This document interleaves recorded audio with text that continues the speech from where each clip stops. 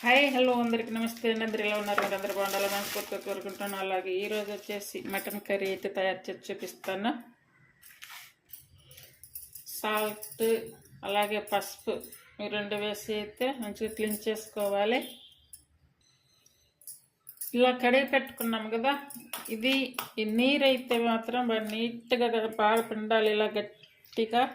ఇలా గట్టిగా పట్టుకొని ఇలా నీరంతా బాగా పిండాలి. మనం మటన్ కడుగుతాం కదా, ఆ కడిగినప్పుడు లాస్ట్లో మటన్ని ఇట్లా రెండు చేతులతో పట్టుకొని ఆ నీరంతా ఇలా గట్టిగా పిండితే కనుక మటన్ కూడా బాగా ఫ్రెష్గా ఉంటుంది.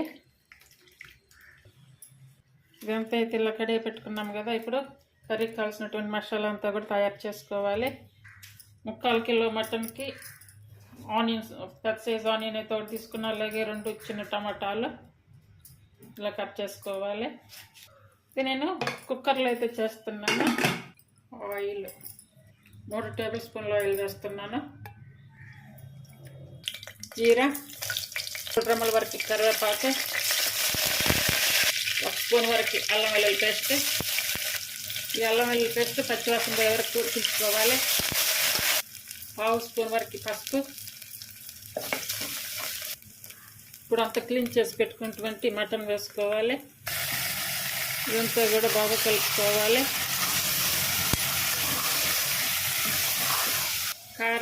కారం వచ్చి 1.5 స్పూన్ అయితే వేస్తున్నా మీకు. అలాగే గరం మసాలా 1/2 స్పూను, జస్ట్ సరిపడా సాల్ట్, కర్రీ పౌడర్ ఇది 2 స్పూన్లు వేస్తున్నా. అంటే దీంట్లో అన్నీ వేస్తున్నాయి కాబట్టి ఇది 2 స్పూన్లు వేస్తున్నాను. ఇప్పుడు అంతా కూడా బాగా కలుపుకోవాలి. ఒక పార్టీ బాగుమతి. ఇప్పుడు ఇది మటన్ కుక్ అయ్యింది. ఇప్పుడు ఇలా కట్ చేసుకున్నటువంటి ఉల్లిపాయలు వేసుకోవాలి. అలాగే టమాటాలు ఇవన్నీ వేసి కూడా మళ్ళీ ఒకసారి బాగా కలుపుకోవాలి. ఇది పుదీనా. ఈ పుదీనా అయితే నేను ముందుగానే ఇలా ఎక్కువ పుదీనా ఉంటే ఇలా స్టోర్ చేసి పెట్టుకున్నా. అలాగే ఇప్పుడు హాట్ వాటర్ పోసుకోవాలి. హాట్ వాటర్ ఒక 1/2 గ్లాస్ పోసుకుంటే సరిపోతాయి. ఇప్పుడు ఇదంతా కూడా బాగా కలిపి మూత పెట్టి ఒక 5-6 విజిల్స్ వచ్చే వరకు ఉడికించుకోవాలి.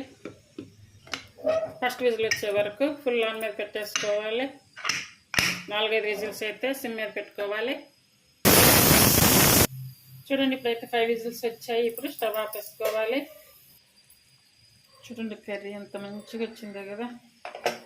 టమాటాలు ఉల్లిపాయలు డైరెక్ట్గా వేసాను కదా, ఇవన్నీ కుక్కర్లో బాగా మెత్తగా ఉడికిపోతాయి. అందువల్ల నేను ముందుగా అయితే ఫ్రై చేయలేదు. అన్నీ కూడా బాగా ఉడికాయి. ఇప్పుడు సన్నగా కట్ చేసుకున్న కొత్తిమీర వేసుకోవాలి. అంతే అండి, మటన్ కర్రీ అయితే రెడీ అయిపోయింది. చాలా సింపుల్గా, చాలా ఈజీగా అయితే తయారు చేసి చూపించాను. ఈ రెసిపీ మీకు నచ్చినట్టయితే ప్లీజ్ లైక్ చేసి, షేర్ చేసి, సబ్స్క్రైబ్ చేయండి. ఛానల్ సపోర్ట్ చేయండి. ఒకసారి సాల్ట్ కూడా చెక్ చేసుకోవాలి. ఇప్పుడు లెమన్ పిండుకోవాలి. లెమన్ ఒక 1/2 పీస్ అయితే సరిపోతుంది. చాలా సింపుల్గా, చాలా తక్కువ టైంలో, చాలా ఈజీగా చేసుకునే విధంగా మటన్ కర్రీ అయితే తయారు చేశాను. ఇది క్లీనింగ్ అలాగే కుకింగ్ అంతా కూడా తయారు చేసి చూపించాను. మీకు నచ్చితే కనుక ఫాలో అవ్వండి, తయారు చేయండి. Thank you for watching.